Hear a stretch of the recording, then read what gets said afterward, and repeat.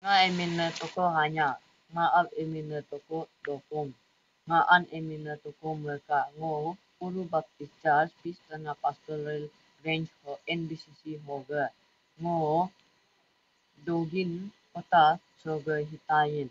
dogin kota hada chem hoga hajir akin hoga hajir ilile ak tekan nanggo hajir ak hoga ho pun bo so gomsir tulu sam agam gon bo begam no pun bo atsia iya nam rasul suk nam lo Egypt gada hoga bolin bo no lag ho no asa pun bon huma dua autolo don bo doni pol takram ho suci nag oso don bo di luham ho is pura bolo don bo luci lutam geli kak dabe no gab no atap gus ak kumap no buluk ago ho dumpo pahuma be ho bulam huma be no pun bo atsia kane bo pun bo hiya nam no pun bo atsia kane bo pun bo hiya nam oyum bom ap tulun nit ni go gap ko hutam om up nam gob no hal me gaden hab mabde nam abden hab mabde nam abden no gam tulung nam perden am hotam lay nam go tuma nam abem ka kinden no pun bo atsia emi nam besam beam ben mabe hiye mug emi nam besam beam ben wo ham atsia ham niha doma halberam dono alamulab dari de peto alo go no bon ni tayen no bon mule ngan to hab mabde kan din al no kun bo atsia donu ala ho alam no bon akan ni mab no ko tupa no nyem konga no niranga no pana no tun menga no togo tulu kura ho do ba bo nye do ni ngam ho gab alok ho atsia doa ngam ho suci ngam sa so ngam ho bulu ura lo don bo lu hok mulu ngam punum ho ken din al ho donunum ho gab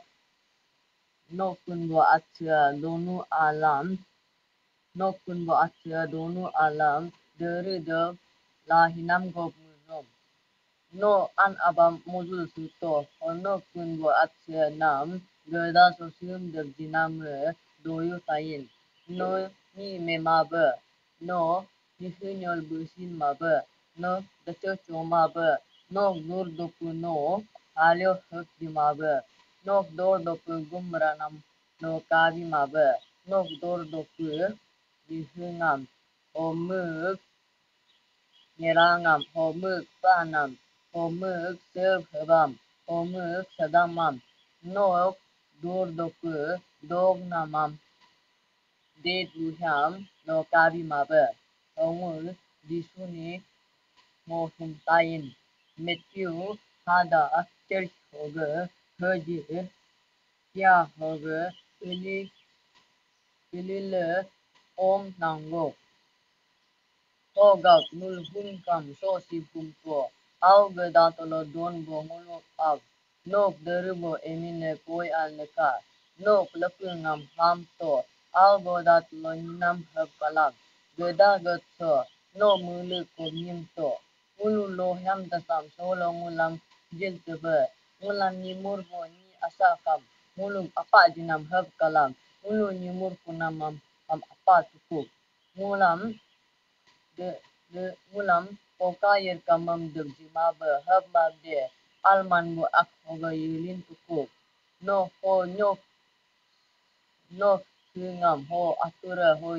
yungam ho nerwacha tango dokin ka amen